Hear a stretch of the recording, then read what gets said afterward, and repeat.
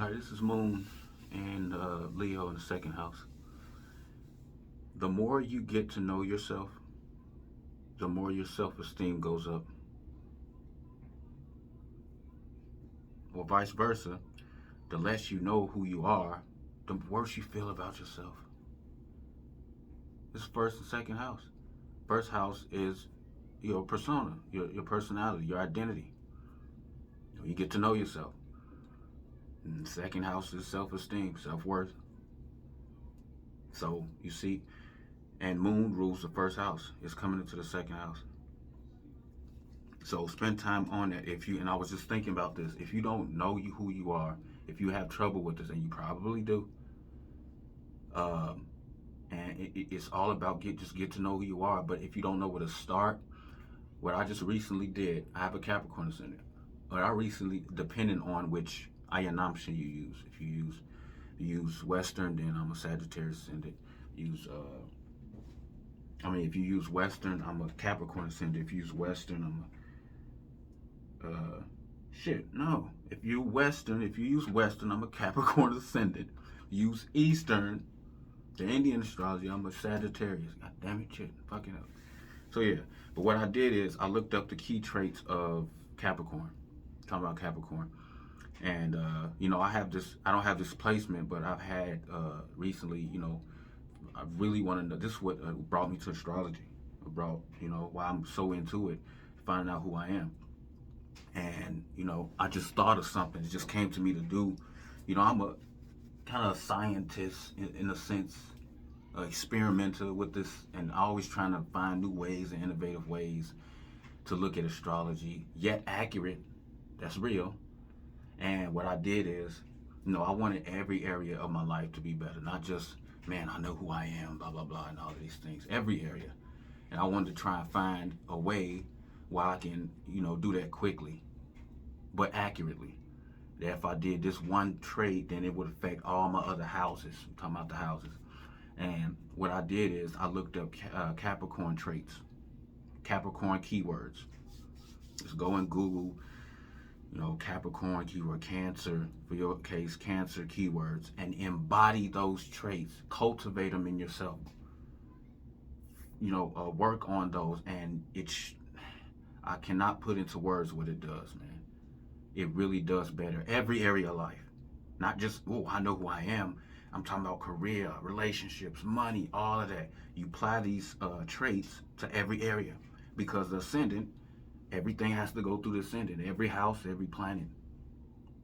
Try it and let me know. I'm just, I can't put it into words, man. It's just unbelievable feeling to know who you are, but know,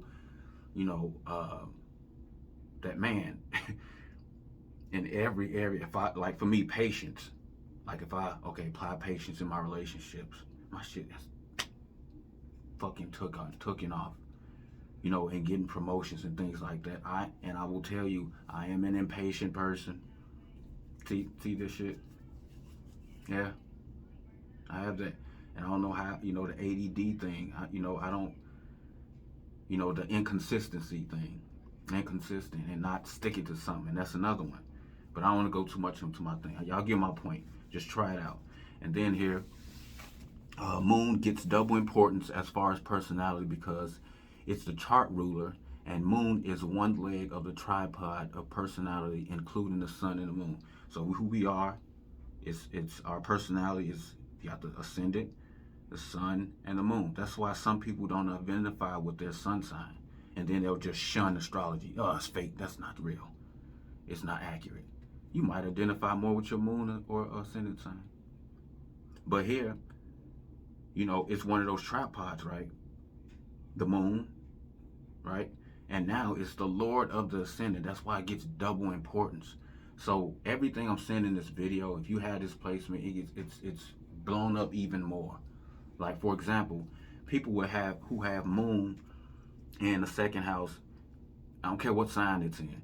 Your peace of mind, your mental health is tied to what you have. It's tied to, and your self-esteem go hand in hand. If your self-esteem is low, your peace of mind is going to suffer.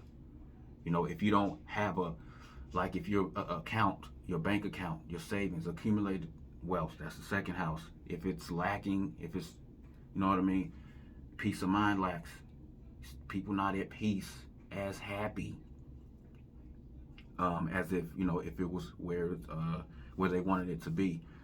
But here, that it gets blown up so much bigger because the moon is the ascendant. Your whole life is about displacement. Everything is funneled down to self-esteem, self-esteem, self-worth, how good I feel about, no matter what you're doing. And did I say the right thing? Right? The third house, the communication, the community. Third house thing. Do I have a good career? Boom. It'll be funneled down. It'll come down to how I feel about myself. My relationships, blah blah blah. It'll come down to self-esteem, self-worth, all the second house things. And this is a Dhan Yoga. Dhan Yoga. It's a wealth combination. Very simple to put it. First house is perception, attitude, behavior.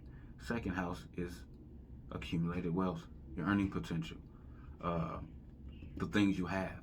So everything you do is all about earning more money. It's all about what you have saved. You know, somebody like that, they're destined to have a couple dollars in their bank account. And I'm talking literally a couple. Like that's their mind. Everything in life is about that. Very simple. Their behavior is all about accumulating wealth.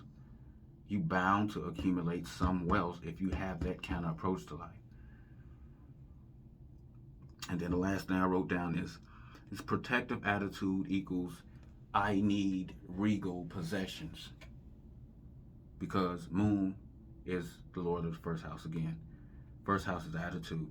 Cancer is there.